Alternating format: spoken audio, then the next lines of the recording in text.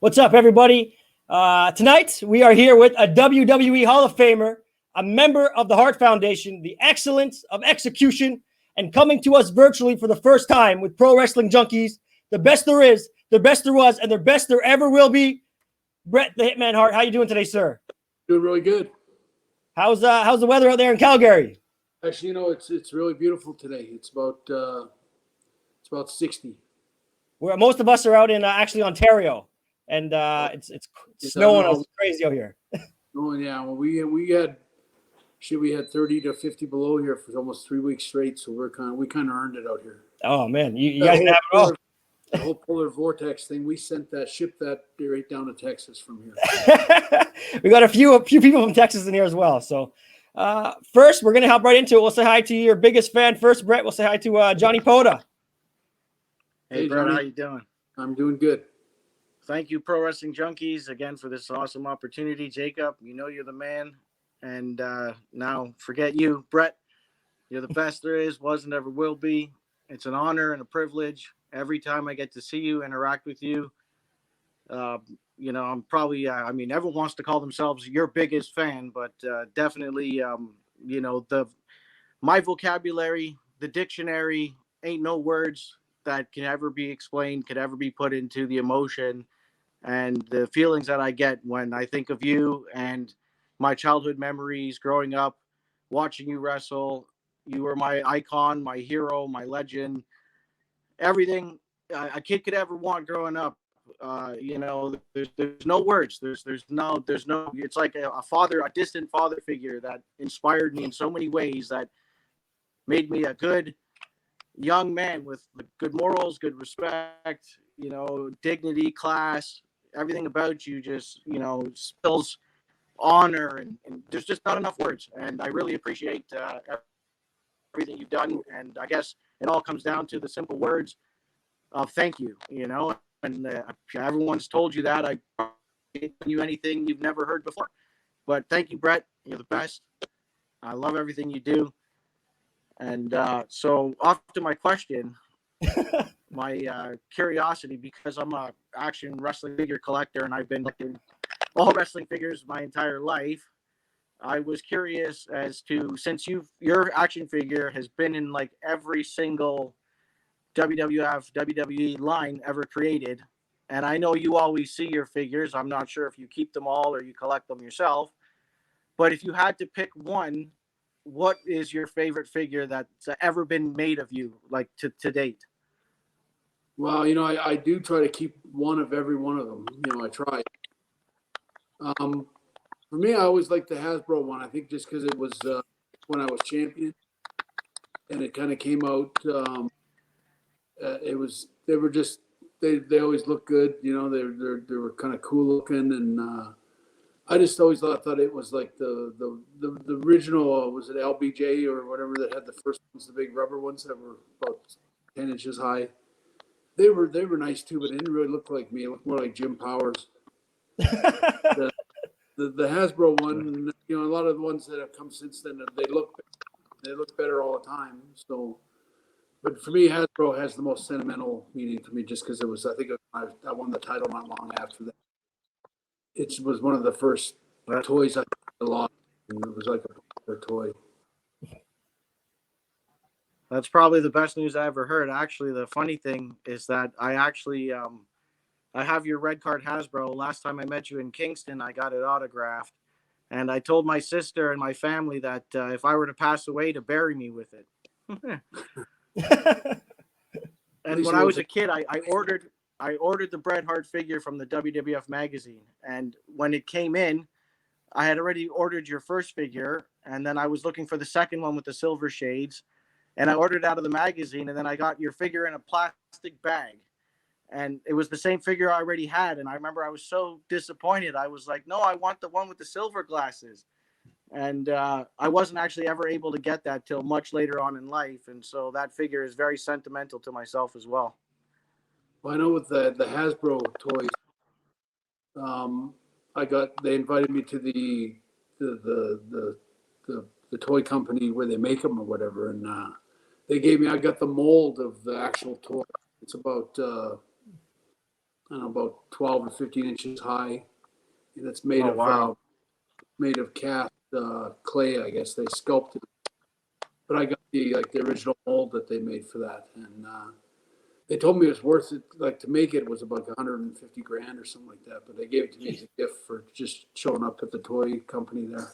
So I always got it in my office somewhere. Oh, that's But cool. I'd love to see it. I wish you'd put a picture on your Instagram or something. I'd love to see that.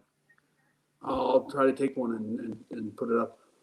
Okay, Brett, I know I got a bunch of gung-ho fans behind me that would love the opportunity to speak to you, so I tried to be as brief as possible, although I want to talk to you forever. I appreciate you coming All on. your And kind words. Thanks for being a big fan. no problem, Brett. It's an honor, brother. Thanks, Johnny. Yep, thank you. Next, we'll say hi to Giovanni. What's up, Giovanni? Giovanni, you're on mute. There we There he go. Technical difficulties. Thank you very much, Brett, for doing this and for taking time out of your day with Pro Wrestling Junkies, first off. Second of all, I don't appreciate the cold weather from all the way down up there, all the way down here to Texas. You killed my state for a week. Yeah, that's We weren't ready, and it showed. Man, it was horrible. But let's see. I think I normally like to ask who you would want to go against all time, but you wrestled in one of the best eras, in my opinion, of wrestling, had a lot of great matchups. Is there anybody now, currently, in the current product that you would like to hook up with? Oh, there's lots of guys. I mean, I really wish I could have had one match with John Cena, especially as the Canada, bashing the States and all that. He would have been, if John Cena had come along right along, say in 1997, it would have been perfect for me. Randy Orton, I would love to work with him, either face or heel. Rey Mysterio, I think is maybe, and I joked with him a few months ago, and I texted him and I said, "You are the best there is, the best there was, the best there ever will be." Rey Mysterio is second to none, for sure the greatest masked wrestler there ever was. Phenomenal wrestler, just one of those guys I have so much respect for. If I could have just worked with him one time, would have been an honor for me. Let's see who else. I would like to have had maybe some kind of a bikini match or something with the belt. Handicap match would have been something. Brock Lesnar, I've always heard nothing but the greatest things about everyone that ever worked with him, that he's really a total pro in the ring and one of the best. In contrast to someone like Goldberg, actually Brock is a real skilled wrestler and knows how to work. And I would love to have had a chance to work with him.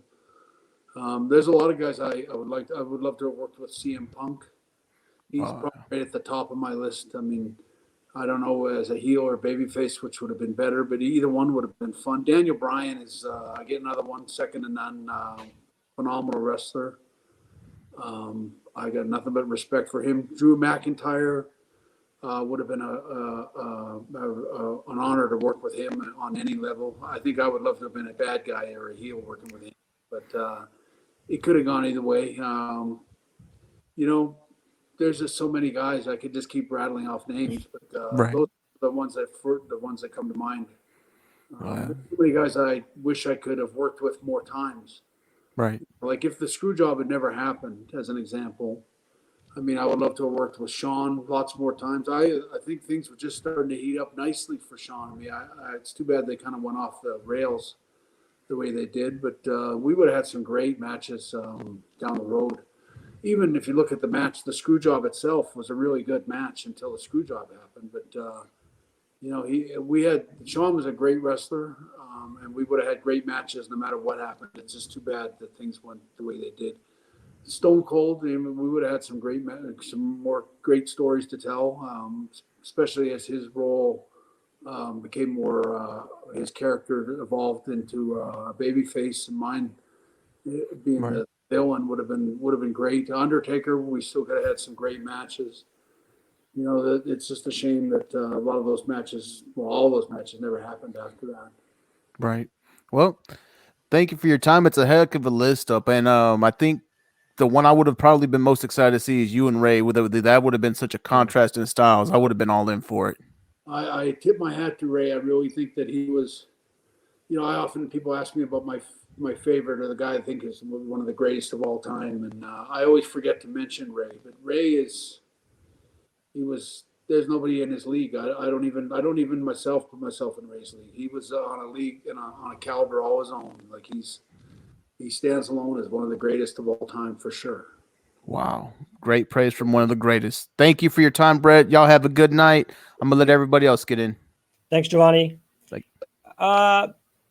Brett, we're going to play a little intro, and then my little buddy Steven's going to come on and ask you a couple questions.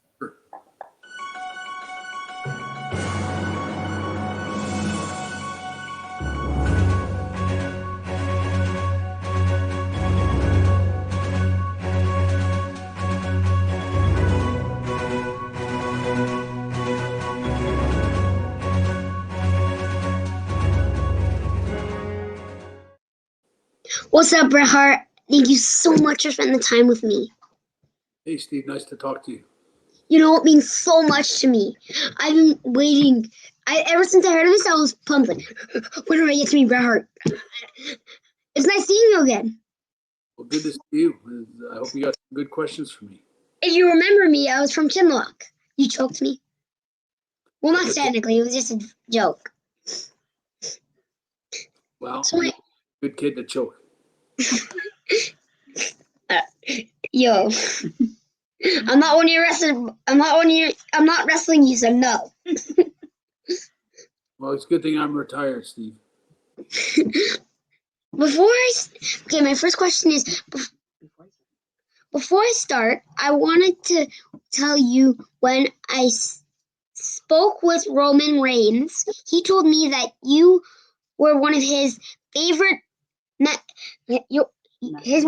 One of his favorite matches was you versus Yokozuna. Trust me, I don't like how you lost.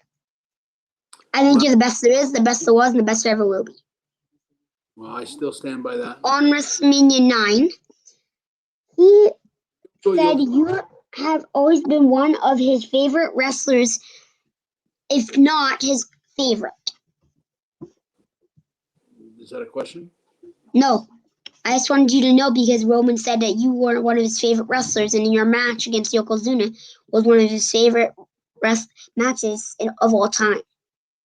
Well, I know when I wrestled Yokozuna and I lost the title to him in Las Vegas, WrestleMania, was it 9?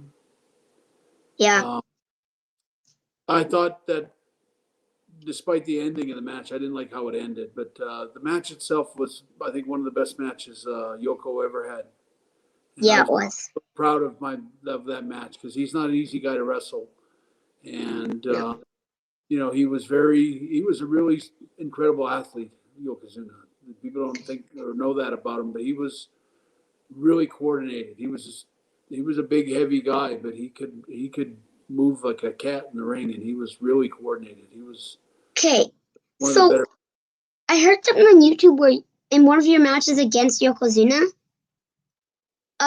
someone told me that he pooped his pants. Is that true? I don't think. Maybe in India. Maybe you're He tried to sit on you like for his finisher, and then you moved. Wow, I think it's a little not quite. It wasn't quite like that. What happened was we were in India, and everybody got sick, and he was one of the guys that had it the worst. And I think he was sick enough that he wasn't going to even go out for his match. But he was a trooper, and he went out and had a match. And I remember he fell off the second rope to do that bonsai drop on me, and I moved, and there was a big spot on the mat after where he landed. I saw the picture. We were last match. So, my first question is, I'm sorry for your loss. Your brother Owen, how hard was it to keep wrestling after Owen died? It was hard at first to think about it, because I had a lot of troubled thoughts about what happened and it bothered me. But You know, when you have passion for something and you do something all the time and you put your heart into it, it's awful hard to give it up. And I realized that it didn't make sense to quit doing something that you love. I think Owen would have wanted me to keep going, and my family. I think at the time it was just. I think initially it was hard for me to conceive kind of getting in the ring and pretend I was Bret Hart with any real passion. But you know, when I did go back, I went back to make a point and to make people feel better. Like it would have been that much more of a kind of a tragedy to quit wrestling over a tragedy. And then you have basically kind of two tragedies, and it's like, oh, Bret Hart never wrestled again.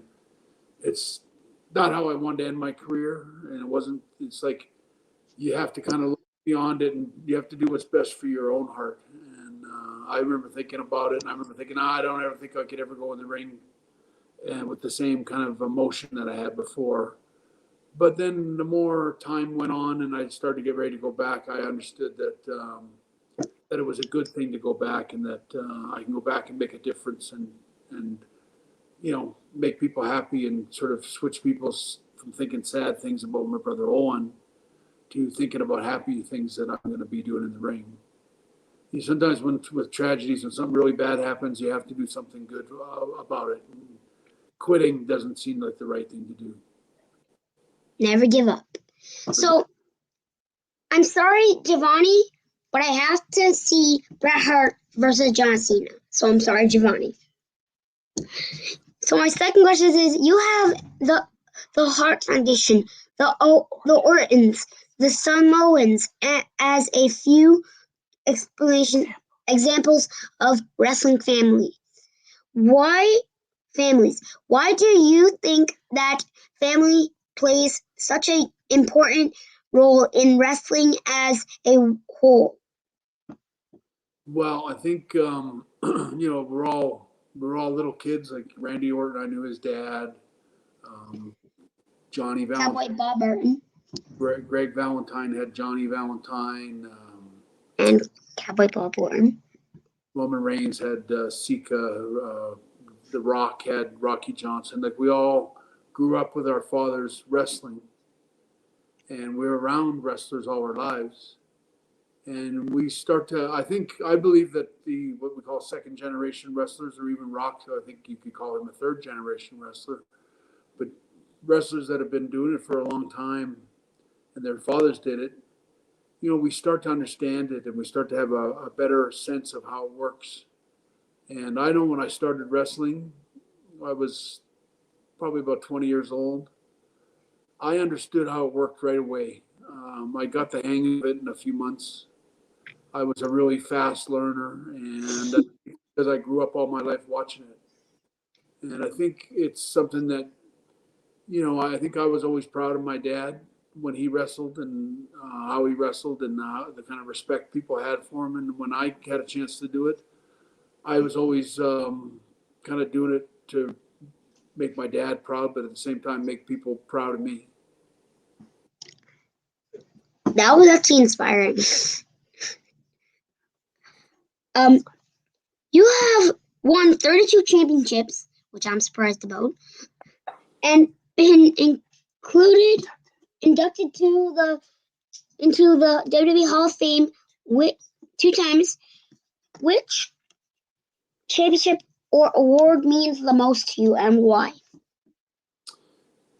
The one that means the most to me was winning the world title, WWF title, the first time when I beat Ric Flair. Just because winning it once puts you in the history books forever. And I never dreamed when I got into wrestling that I would ever be the WWF champion or WWE champion. That's what I never dreamed it. I imagined it and kind of thought about it, but nobody ever could have convinced me someday you're going to be the champion of the world. But it's an honor that nobody can ever take away from you. And winning the tag team titles in WWF with Jim the Anvil Neidhart was also a big one. Probably the second time, or maybe the second time we won them was a big honor too. But the world title is special. Puts you on puts you on a different pedestal than all the others. And the WCW belt never meant anything close to the WWE titles. So before I leave, I wanted to say you have always been in my mind the GOAT. The best there was, the best there is, the best there was, the best there ever will be. Since my favorite's John Cena, I think you're matched up with John Cena. Well, I wish I had a chance to wrestle John Cena. I would have been honored to work with him. He was a really good professional. So I wanted to say thank you so much for doing this. Bye. Take care, Steven. Thanks. You Steve. too.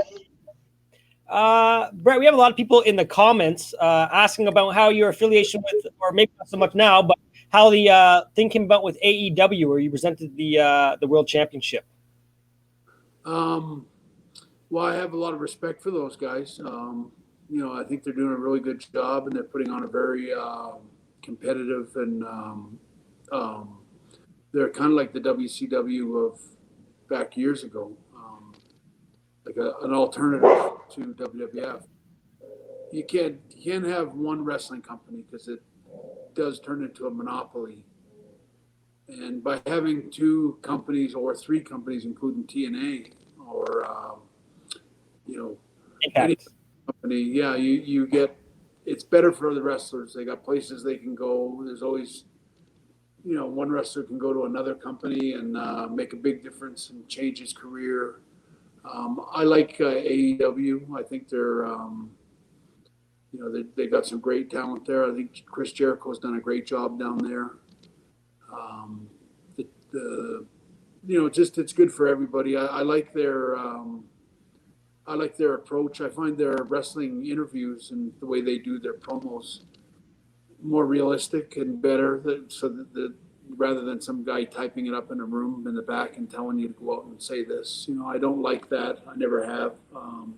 These guys that write scripts for the wrestlers to say. I remember when I was in WWE, when I was down there 7 or 8 years ago, but I just remember it was about 5 o'clock and they gave John Cena about 5 pages of dialogue to say for his interview. And I couldn't believe that they gave it to him so late in the night and said, here, say all this. And as a credit to John Cena, he went out there and did it word for word. I remember reading it because he left it on one of the boxes or whatever they have in the back area. And I just couldn't believe he did it word for word when he walked out and did it live. And I was so impressed with, and I realized that I can't do that. It's really hard to do. And I like that AEW lets the wrestlers be the wrestlers and let them do their own talking. I would hate to see somebody typing up stuff for Roddy Piper to say, or even Hulk Hogan. There were so many great talkers that, like when you gave them a mic, that they were so good at doing what they did. They didn't need someone. You couldn't imagine somebody sitting in the back there with a typewriter telling Ric Flair how to talk or how to tell Roddy Piper to say this. I don't know why WWF or WWE still does that, and why they should shit can all those writers. They're the most useless thing that they got down there. And I like that AEW has a more, it's just a more honest, the wrestlers get to be themselves. They get to bring out their own characters. And I just like that better. It's just my preference, but there's some great wrestlers in AEW that rival, the ones in the WWE, and it's good for the wrestling business to have competition, and I like that. Awesome. Well, we will say hi to Eric next. Eric, what's up? Hey, what's going on? Hey, You completely got me off guard. I actually had like some ice in my mouth because I was just drinking. But sorry about that, Brett. How are you? I'm really good. I'm great.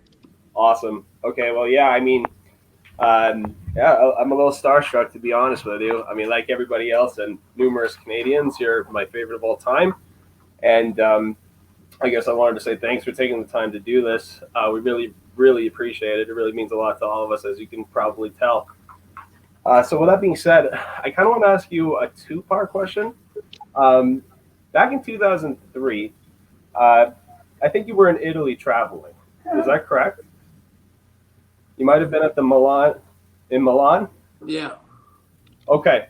So in 2003, That's so funny. I got a call from my mom from Italy, and my mom's a flight attendant, and she let me know that you were at the bar that she was at, actually. So, nicely enough, you actually tracked her down and slid a autograph under the door for her. And I was just wondering, like, do you remember that experience at all? I'm sure you've had a lot like that, but maybe my mom will ring a bell. You know, I don't remember it happening, but I mean, I like to make people that are nice to me, that are fans. You know, if And someone you're from Canada. nice to see you. Was she the recipient of that autograph? She was No, actually, he was actually. yeah. She He For was a you. little guy at the time. Well, It was 18 years ago. I do my best to accommodate all my fans. I really do. I appreciate fans. I find it really bothers me when I meet wrestlers that don't treat fans very good and pretend that they're not worthy of like their time.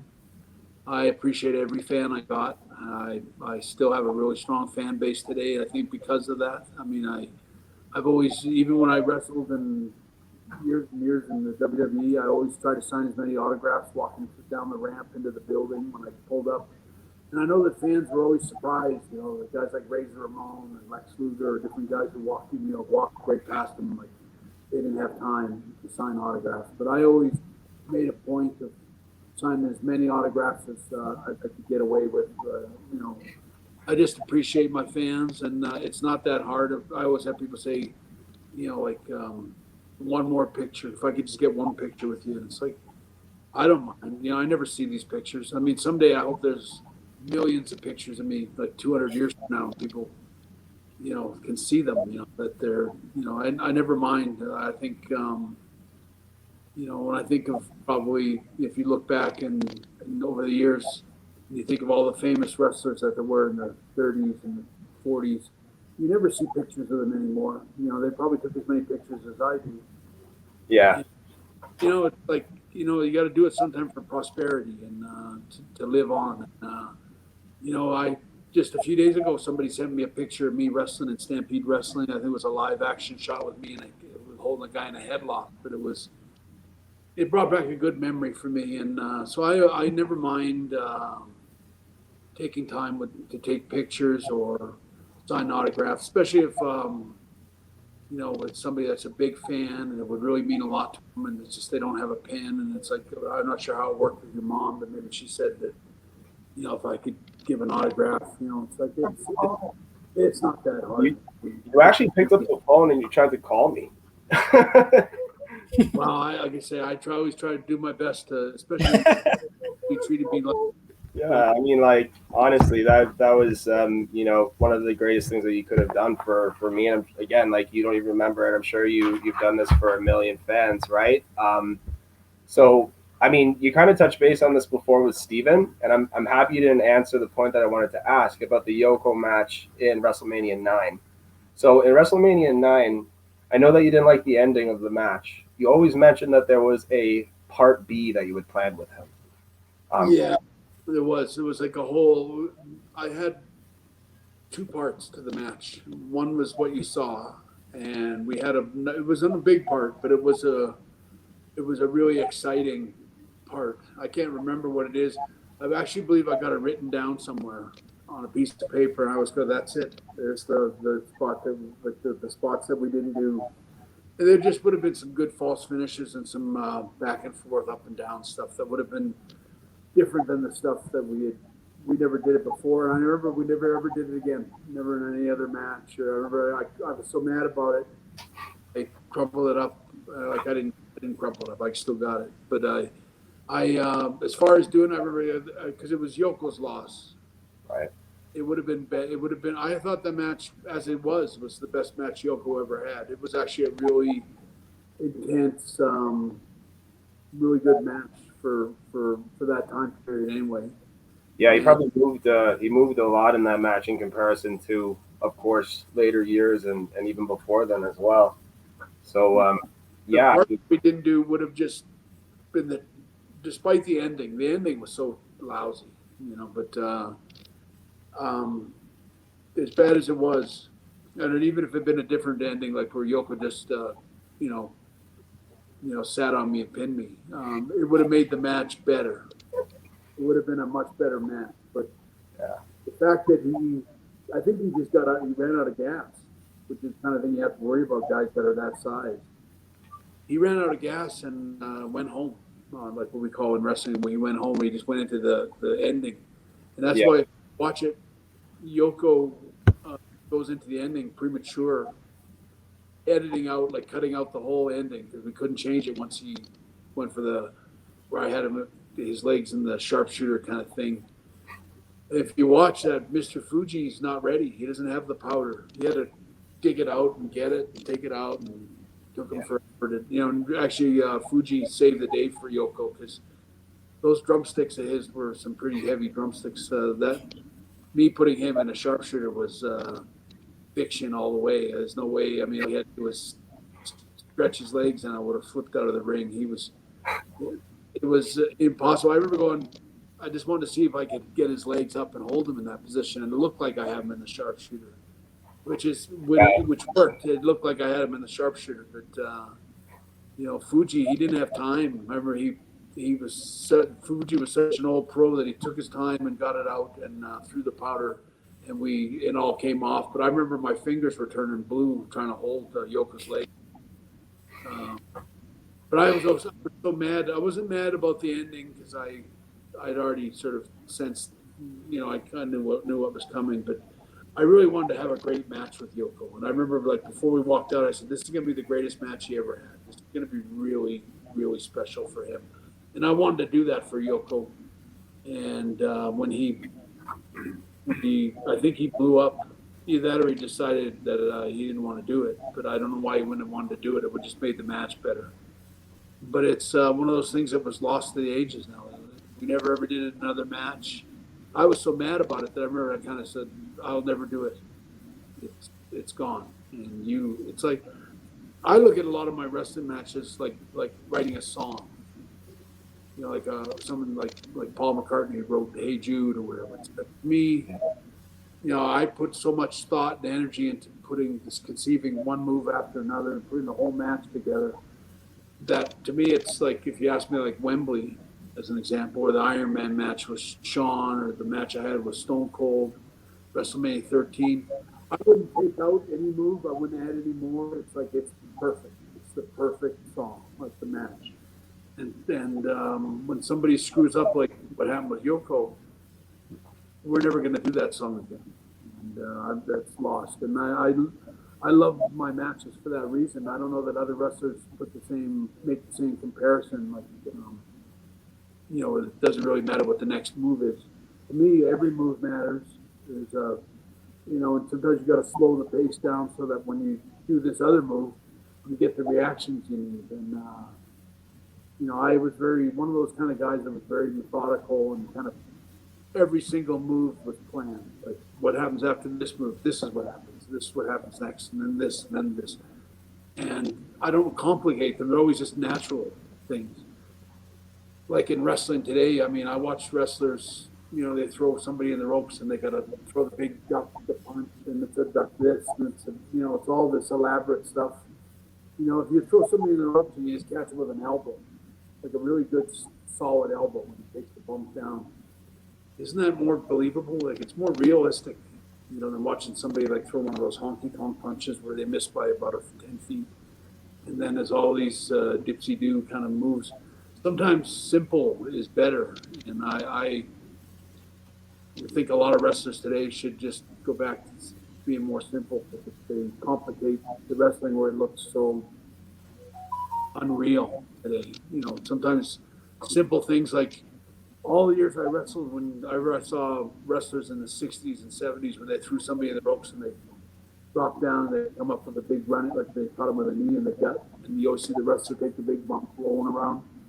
It's old, and it was just a knee in the gut, but they always look great. I mean, you always watch it and went, oh, that had to hurt, And sometimes simplest things you can get the most mileage out of, and then you don't have to complicate the wrestling with all these moves that don't necessarily look real. You know. Yeah, and sometimes things are safer too, right? I mean, like that's why everybody tries to emulate the heart attack still, because it's just such a perfect move, and you can keep the opponent safe as well as yourself. So Heart attack move was. I remember watching Hawk and Animal do their move on different guys, and I remember going, "Geez." Every time they did it, the guy that got the clothesline off Joe's shoulders landed right on his head, and I remember going, "That's too dangerous. Like that's a dangerous move. Somebody's going to get hurt someday." And I don't know how many guys did get hurt from that move, but I remember thinking about the heart attack was like, pull the guy to the ground. Actually, it's not even a stiff the move that the Heart Foundation did.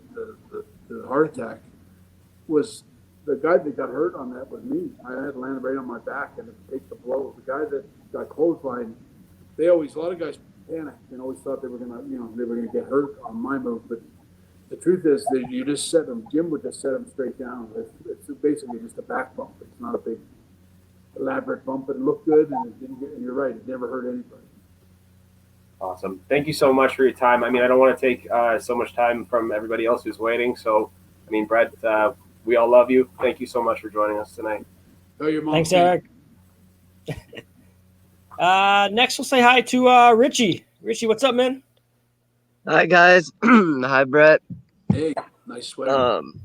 Thank you. So this is like a dream come true for me. I'm sorry, I'm trying to keep it together. Sorry, Jacob. I got these glasses when I was a kid, and my dad got them for me that you signed.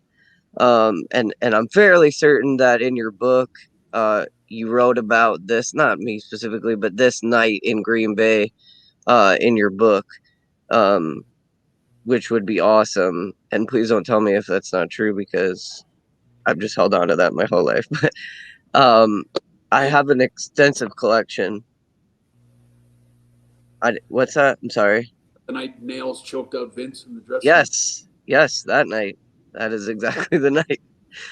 And I have a big collection, and these are my favorite piece of my collection, and I owe it to you because it always makes me think of my dad, and I just really appreciate that. So my question is, I know you said that your first championship was the most important to you, but would you consider that your crowning achievement in wrestling? Not really. I think it's hard to say. I really think that the match I had in Wembley with the Bulldog was, at the time anyway, was the greatest match of all time, and that was the match that kind of that gave Vince the initiative, or made him make the decision to put the title on me, and that was the match that kind of made me. Although Roddy Piper did a really good job of establishing me, and even Mr. Perfect were two guys that sort of helped build me to, kind of get me higher, so that the Wembley match meant something. But Wembley, was such a sort of a, I think it was the wrestling match that, like, I remember the wrestlers themselves. The wrestlers are a big part of your, like, I know that like when Macho Man fought Ricky Steamboat in WrestleMania 3, that was the match every wrestler in the dressing room was waiting for. It wasn't Hulk Hogan, it wasn't this guy, it wasn't that guy. It was Macho Man and Ricky Steamboat are wrestling tonight. Like, it was like when that was on, every wrestler was around the monitor, every wrestler was watching it, and everybody's just eating it up. It was like such a great match. I remember when it was over, it's like most wrestlers at that time, I think, would have told you, like, that was the greatest match of all time. Better. And so if you skip to when I fought Bulldog in Wembley, it was the same thing. I remember thinking about the match and the fact that it was Bulldog in England, and how to end it, and how the spots that we would do, and the things we would. I put so much thought into it, but I remember it's like, this has to be the best match ever. It's going to be better than the Steamboat Macho Man match. And I'll put the Macho Man match side by side with the match at Wembley, and you can tell me yourself which one you think is better. Although I think they're both great, and they're obviously two different time periods. But I think that I think after Wembley, people would have said, "Yeah, that's the greatest match of all time" at that point. And I think the Iron Man match I had with Shawn, it's flawless. It's a flawless match. It's two guys that are put on one of the greatest performances in wrestling, maybe untouched by anybody today. You know, the AJ Styles and the CM Punks and the Daniel Bryans and stuff. I don't know that anybody's topped the Iron Man match for everything that it had and everything that we did and the timing and the execution.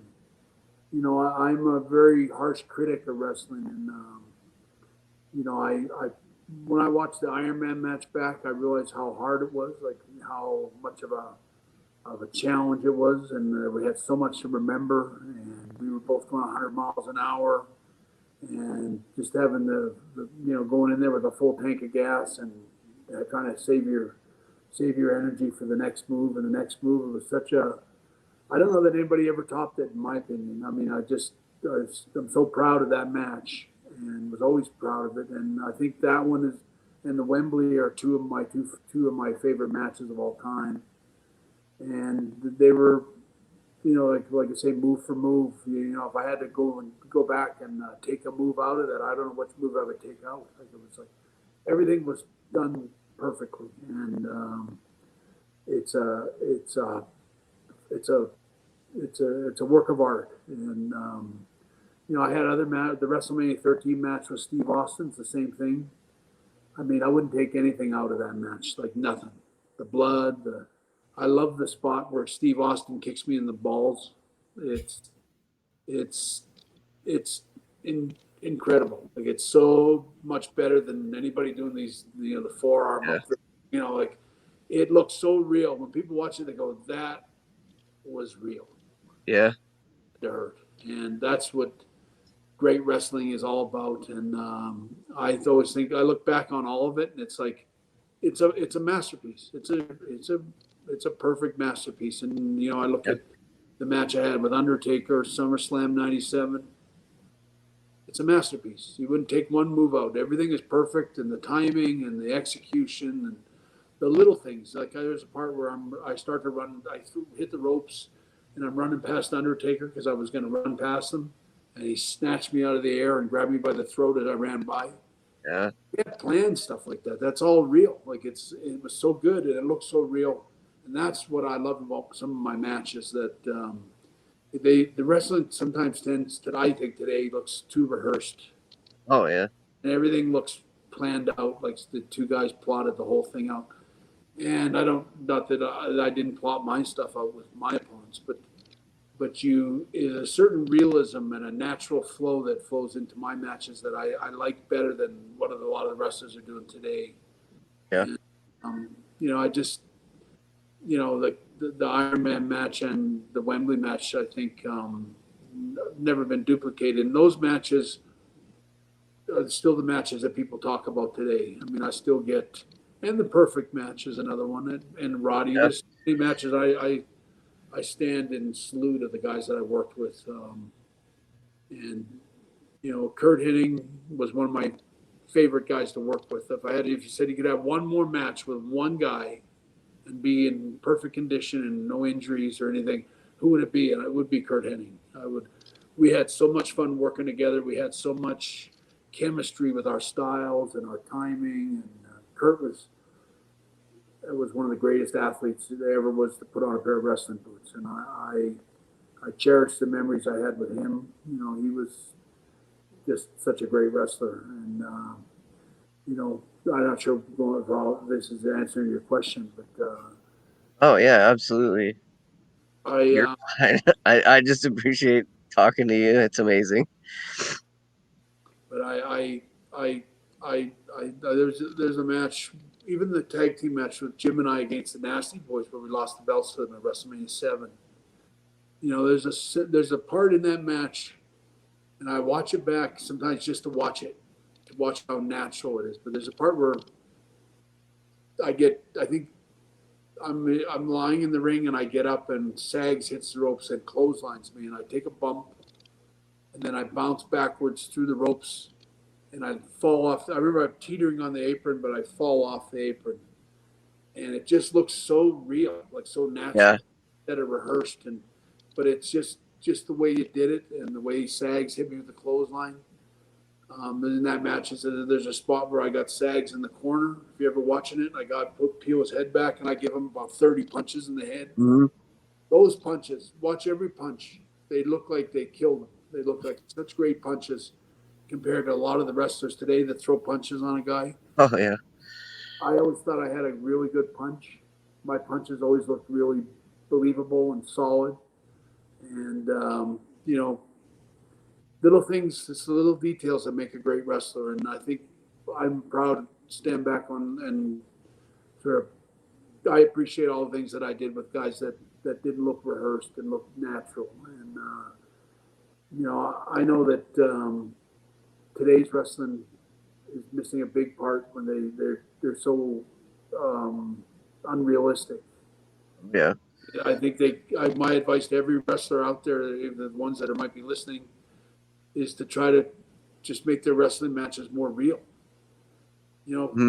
Take out a couple of the jumps and shorten them and make them make the wrestling more believable. I know that like when I watch old wrestling, like Luthez and guys from the 50s and the 60s and Buddy Rogers and whoever that were, Bruno, and you can name all the great wrestlers from. I watch the matches and I go, man, they're too slow. It's too slow. But the 90s wrestling was the best wrestling of all time. Better than anyone ever did. And you can talk about whatever era you want to, but those were the best days of wrestling. And I'm proud to have been main part of that time period. Yep. Well, I appreciate it. I know it's going, so Jacob wants me to go. So I appreciate it. Thank you so much for doing this. You totally a dream come true for me. I appreciate it, Jacob. I love you. You're amazing. Thank you guys so much. Thanks, Richie. Next, we'll say hi to the Big O, Michael Oliver. What's up, brother? Hey, what's going on? Hi, Brett. It was an honor talking to you, man. Thank you. Yeah, everybody's planning. Asked all my questions, so I guess I'll go out on a limb here. I go out on a little off tangent a little bit. What was it like acting in like a low? What's it like acting? I mean, you started in like The Simpsons and Lonesome Dove and stuff. What's the difference between acting and wrestling? Well, one doesn't hurt. One does. But there's not a lot of difference. I think anyone that was a really good wrestler, like at least a wrestler of my caliber, and I think there's a lot of wrestlers out there that were like me that had very complicated. When you map out your match with somebody, especially you're going to go 40 minutes or 30 minutes, there's a lot of things you got to remember. You got to remember when to duck. You got to remember when to move. You got to remember all these things on a split second, and you can't go fuzzy in the ring. Go, geez, I can't remember what is the next move. You have to. I very rarely ever screwed up a spot in the ring with my opponent. I mean, I think when I watch my matches back, and I think I've seen one or two times that I ever screwed up a spot in a match. And I was really a pro at remembering every little thing in the detail, the facial expressions, how I'm going to get up and I'm going to look at the referee. I'm going to get the referee's face. I'm going to tell him it was a 3 count. And, all these little details that you paint into your story. It's all memory. You got to remember this stuff. Sometimes you're thinking and going over this stuff over and over in the dressing room with your opponent, and you got to remember it without it screwing up. You can't flub your lines. There's no cut, retake. Let's shoot that again. There's no retake. And when I acted, it was the same way. And it wasn't that hard for me to remember a lot of lines. If I memorized my lines and put a lot of thought into it and really rehearsed, I was pretty good at remember. I never flubbed any of my lines in any of the acting shows I did. I was always, what I said is what was written, and that's how I did it. And same with wrestling, I would go through a lot of details with my opponents, tag team or single, and it had to be done a certain way. I was a perfectionist in there. I was a guy that when I went out there, often had to kind of cover up either somebody else's mistake, like my opponent that would forget what the next move is. One of my, I hate wrestlers that talk in the ring, that you see them communicating or like whispering in their ear and then throwing them in the ropes and stuff. And there was a lot of wrestlers, including my brother Owen, that were guilty of that. But you don't very often, except for Wembley, where I didn't have much choice. You can see me sometimes communicating with Bulldog in the ring. But that's one of the only matches that you'll see me talking. I was, you watch the Iron Man match, you never see Sean or me talking one bit ever to each other, and that's to me, it's a fail. Like when you see somebody talking in the ring, it's like kills the reality, the realism of it, and it's a big minus. Like you might have the greatest match in the world, but some guys talk all the way through it, and you got to keep them telling each other what they're doing. And I was, that's an automatic fail. Like when I was a little kid in the ring, and I watched somebody jump up for a drop kick, and the guy took a big bump, and the guy missed him by this much. That's a fail. Like the guy that missed the drop, that's inexcusable. That's not allowed. I'm a fan, and I bought a ticket. I want to see you hit both feet right on the face. And I was always, if I saw wrestlers that were really skilled that did, never missed the spot and always looked really good, their timing, that to me was a great wrestler. And same with talking and communicating in the ring. Whenever I see wrestlers do it, especially on old wrestling matches from the 90s, some of the great wrestlers that were big stars were really guilty of giving it away. And to me, when I hear about how great they were and how people worship these guys, I always go, well, I could show you one match after another where you talk all the way through the match, and that's automatic fail. Makes you a shitty worker and a shitty wrestler. And some of the great wrestlers were shitty wrestlers, and I won't name names or anything, but there was a lot of guys that were bad at talking in the ring, and I just always that's automatic fail. And very rarely, except for Wembley, I think it's one of the only matches you'll find me talking. Well, thank you for your time, bro. It's really an honor talking to you again, and thank you, Jacob. You're welcome, Mike. See ya. All right. Brett, I got 3 more for you. Okay. First, we'll say hi to Aaron. Aaron, what's up, brother? Hey, how are you guys? It's an honor to meet you, Brett. Nice to meet you, Aaron. I grew up watching you and your family, and I definitely have fond memories of watching all those moments. And only once, though, I get a chance to see you perform live. I was at the Nassau Coliseum in 1992. I got to see you go up against Nails in the main event. And just curious if you have any memories of working with Kevin, or specifically even that night, or it was just a house show. So I know you've done quite a few, but I worked with Nails quite a few times. He was pretty limited. He was a big, strong guy, very easygoing. Like he would do anything. He was very cooperative and all that, but he was still really green. In those days, I think he was always pretty green, and so I don't know that we always did okay. Like I always tried my best for him. He was also, he was one of the Minneapolis guys, and all the Minneapolis guys, every single one of them, from top to bottom, from Hawk and Animal to Rick Rude to Kurt Hennig, they were all always consummate professionals, always trying their hardest. They were a little bit like the Stampede guys up from Calgary, the guys that broke in Calgary, but they were all really dedicated to the match. Like they wanted to have the best match on the card every night. They always give 100%. And a lot of guys, Brady Boone was they were all such great guys. I have nothing but great things to say about all of them. Barry Darsow was another one. All the Minneapolis guys were such great wrestlers, and always trying their hardest, and always giving you everything they could give you, and never complaining. Always they were just a great group of guys. I don't know if it was that time period or the wrestling that they watched growing up, the AWA wrestlers like Vern Vern put on a pretty tight show. Like his wrestlers from Nick Bockwinkel and all the guys that came up through AWA, they were all put on a pretty good show every week. And I always think of Kurt Hennig when they were kids watching wrestling. They watched pretty good wrestling.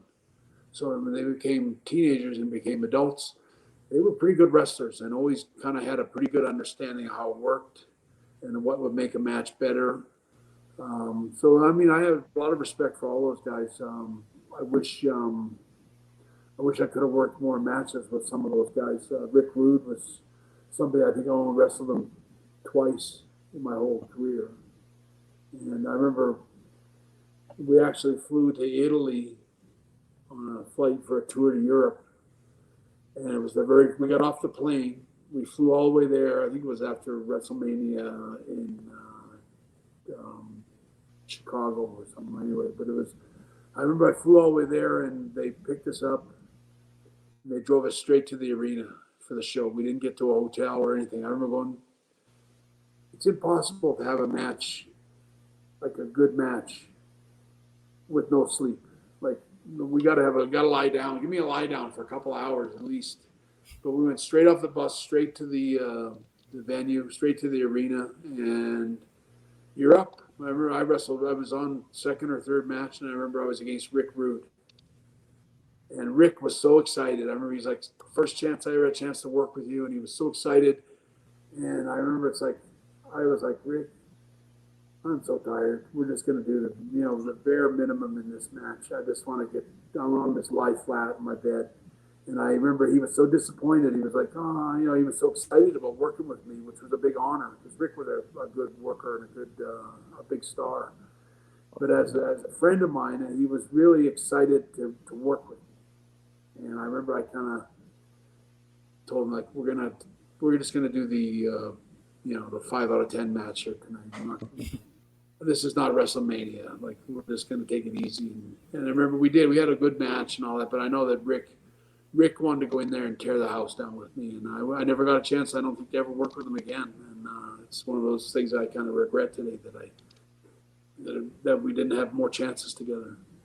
But all the Minneapolis guys, I salute all of them. They were all great guys to work with.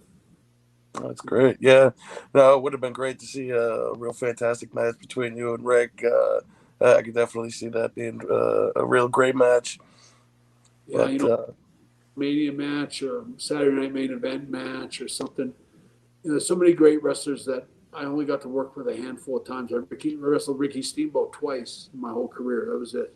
I wrestled Macho Man maybe 4 times, and it's like.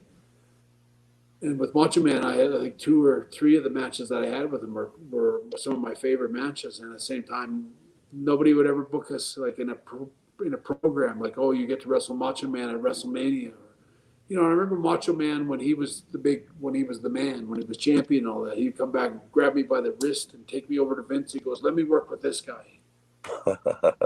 Get a better endorsement from Randy. He always loved my matches. He loved working with me. And he would go to Vince and say, let me wrestle this guy, please. And Vince would go, someday, we're going to, not right now, but we're going to, someday we're going to put you guys together. And, they never did. And it's such a shame that we never got to dance more times than we did. Oh, absolutely. 2 of the finest personalities in wrestling right there. Yeah, don't ever believe anyone that tells you that Randy Savage wasn't a great wrestler. He was a great wrestler, and he was ahead of his time. Randy was one of those wrestlers from that era that bridged the gap into the next era. And guys like Ric Flair and Ricky Steamboat were guys that didn't like to plan a lot out. They like to, you have to understand in wrestling, everyone's an artist and there's different eras. Like even AJ Styles and different guys today they're artists. And they look at wrestling, they're with this different perception than say I did. But going back to that day, the old days, guys like Cowboy Bob Orton and Ricky Steamboat and Randy and Ric Flair, and they were guys that you don't tell them what to do. Harley Race, all these great wrestlers, they figure it out live on the fly, and they're in the ring and they call the match and they tell you every step and they make it up as they go along, which is great. That's how it worked in those days. So like when I was wrestling Harley Race, he'd have me in a headlock, and or I'd have him in a headlock, and he would tell me what we're doing next. And it's like, that's what we're doing next. And you just go by that. But guys like Dynamite Kid and some of the greater wrestlers that came along in the next era were like, no, we're not going to call it in there. Like, they can do it that way. And they did a lot of it that way. But they're also going to, like, let's plan out a series of moves. Like, we're going to do this, this, this, and this. And they kind of plan it out in the dressing room.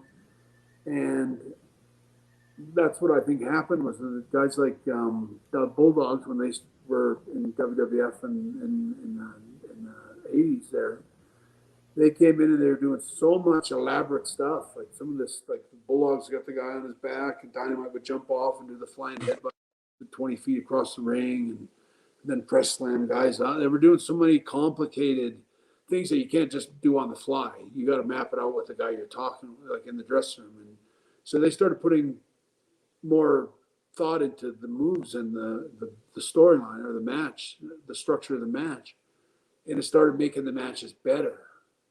And I remember Macho Man going, like, he was from that old school, but he would come up to me and Dynamite when we were talking in the dressing room and go, I want to work like you guys do. And Randy was a guy that wanted to do a lot of stuff. Bring it forward. Ricky Steamboat and Macho Man worked. Ricky, I think Macho Man wrote down about 50, 100 ideas of what they were going to do, and all these. And Ricky was like, I don't work like that. I got to make it up on the fly. I can't memorize all these moves one after another. But that's no disrespect to Ricky or any of those guys. It was just how they wrestled, and that's what they did to be great wrestlers. And then you see a shift in the 90s of wrestlers that are doing more complicated stuff, which ultimately leads to Bret Hart and Shawn Michaels and guys like me even taking it steps further with even more complicated wrestling. And then you look at wrestling where it is today, and you look at AJ Styles and Daniel Bryan and CM Punk, and they're going even more, more detailed, complicated stuff. But the 90s was always the best wrestling. Trust me. I'll second that. That was definitely the area I grew up in, and I adored it. But thank you so much for your time. It really was incredible and unbelievable to have a conversation with you. And enjoy your night. Thank you, Jacob. Take care, guys.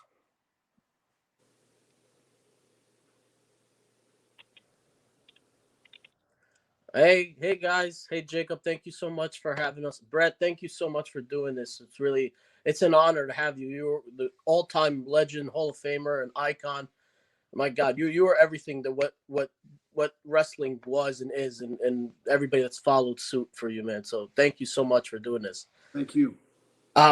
Before I ask my question, I just got to say also real quick, I know you guys I just want to say, like, no matter how long your lines were at conventions, you were always so kind to everybody. I remember you were really nice to me and a lot of guys. And no matter what age, gender, you were always cool to everybody. So that's kudos to you. My question is, if you had stayed with the WWF at the time in '97, I mean, I personally think it would have been better if you main evented WrestleMania 14 against Austin. It would have been a great story.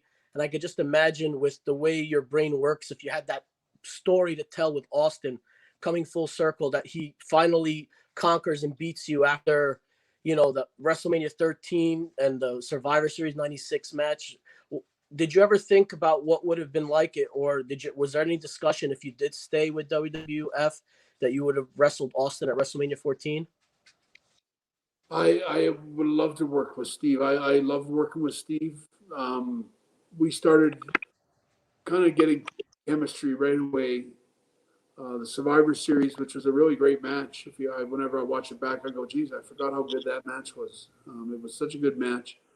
But I always had great matches with Steve, and great working matches. Like, when I came back after wrestling Steve, I didn't feel like I got. He was a good worker. He was safe to work with. He was a guy that you could go out there and dance all night and have great fun. And I had the chemistry I was getting with Steve was just beginning.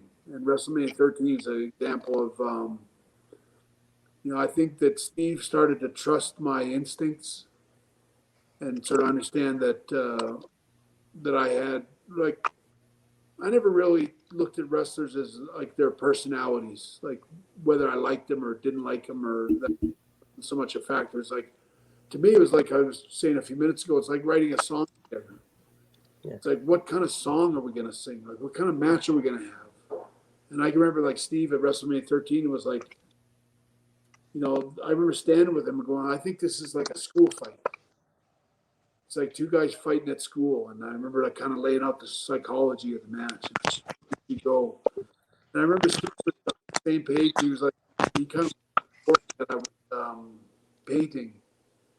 And I think that was always the case with Steve. He started to trust me. I think after WrestleMania 13, I trust Bret Hart to tell me what he thinks works and what he doesn't. If he doesn't like something, then there's a reason why. And he trusted my judgment. And I think Steve and I would have only had better and better matches afterwards. And in fact, when the whole problem with Sean happened was I said, well, I'll drop the belt to Steve Austin instead. I said, I won't drop the belt to a guy that refused to put me over ever. Like, the problem that then people still don't seem to understand or quite get what it is was about the screw job was that it was a case of me telling Sean a few weeks before that I had no problem dropping the belt to him and that I'd be happy to do whatever they wanted. And I just wanted him to know that. And then him say to me, well, basically, I just want you to know I would never do the same thing for you ever. And it's like, as soon as he said that to me, it was like, okay, fuck you. I'm never doing it for you either. Like, I take it back. I would never work with a guy that's not a professional and they'll put his ego in front of doing business. Someone that wouldn't feed my family would expect me to feed his. I just never went against the grain of everything that I grew up with in wrestling, and I refused. I said, if Sean doesn't put me over, at least prove to me that he has enough respect for me to put me over. And I'd heard that about Sean before, was that he had said that he wasn't putting anybody over. He was not going to job out to anybody. And I know that Sean had a problem putting Steve over at WrestleMania. And that was the beginning of, I think Sean had all his drug problems back then. And so I go back to a different time period. But I just, for me, I said, I'll be happy to drop the belt right. I'll drop it tomorrow night. I'll drop it anytime. You can change the card and put me with put me with Steve. Let me drop the belt to Steve. I'd be happy to do that for him.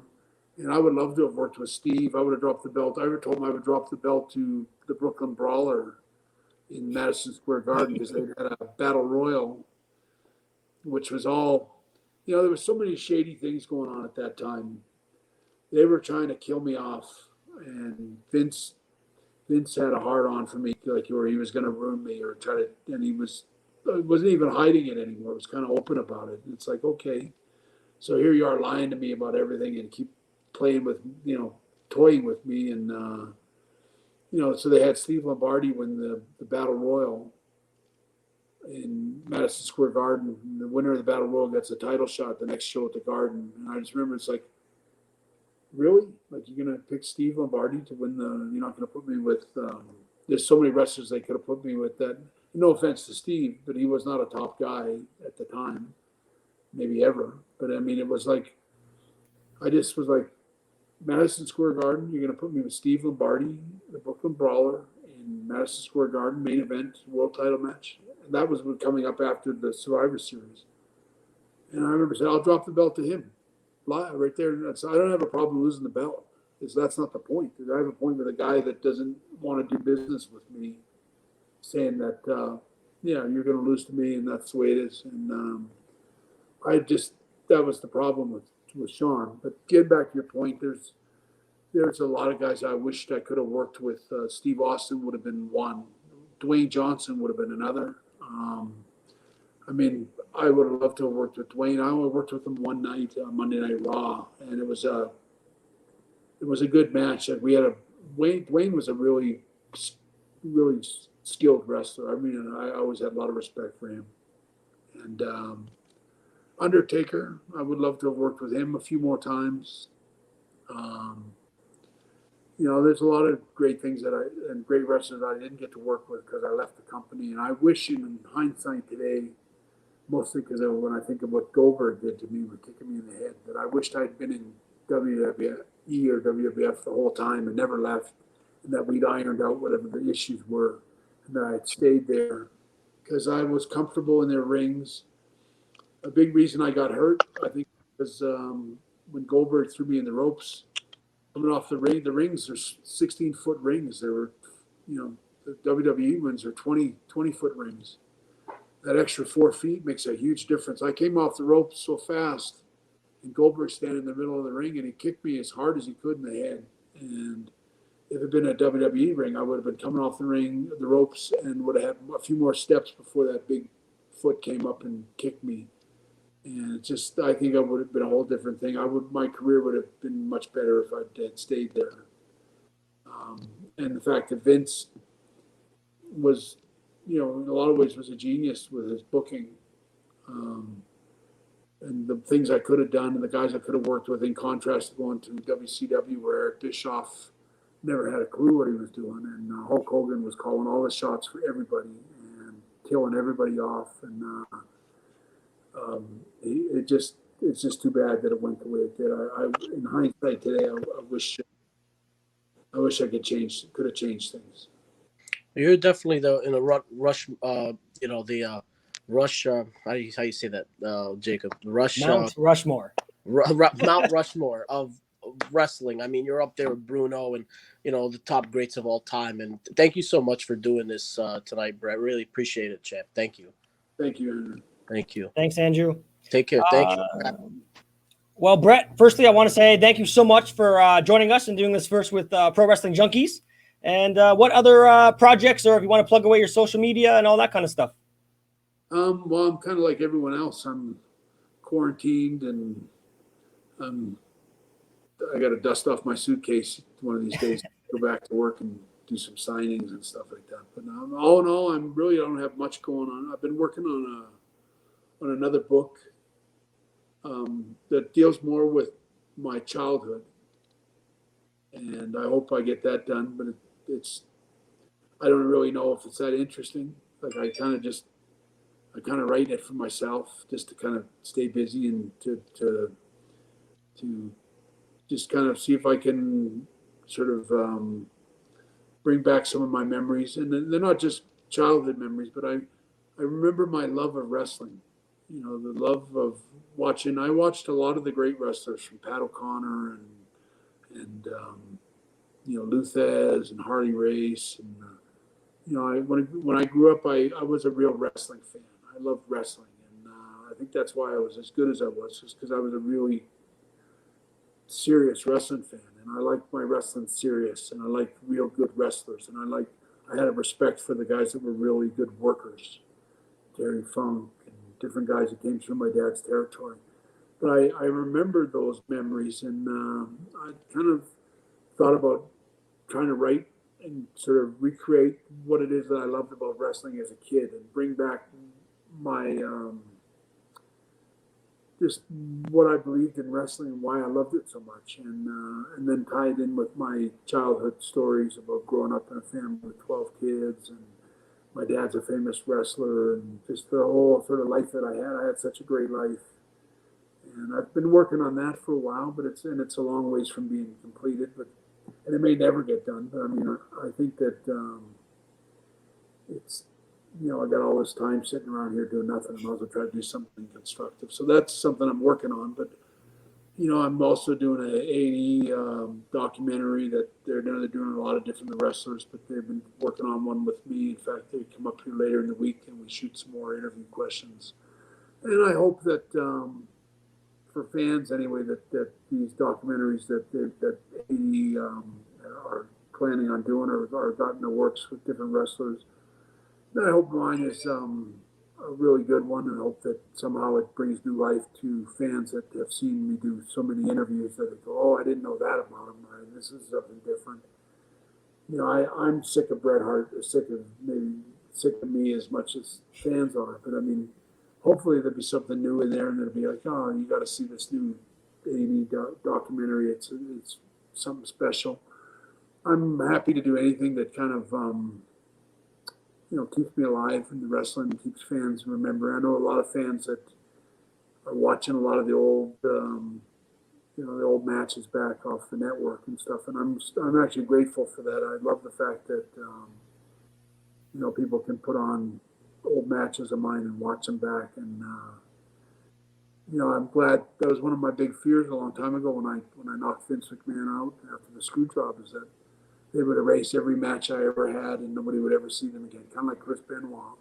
They've erased everything they ever did. Like he doesn't exist anymore. You can hardly even watch any of his stuff back. And it's a horrible thing, and I don't blame anybody for that because of what happened with it. But with me, it's like for punching Vince McMahon and knocking him out cold, I would have bothered me for the rest of my life that somebody couldn't go back and watch the Iron Man match and say, hey, you got to see this match with Bret Hart and Shawn Michaels. It would have been lost to the ages. And I'm proud of all my matches that I had, and I do look at them as great songs. I think I wrote some of the greatest songs ever in wrestling, if that's the case. And I stand very proud of my matches and the guys I worked with. And I have no problem putting myself on the Mount Rushmore. I'll carve it myself. You definitely belong there, sir. Thank you, everybody. And again, thank you, Bret Hart. Everyone have a great night. And we'll see you guys all March 8th with Sunny Kiss.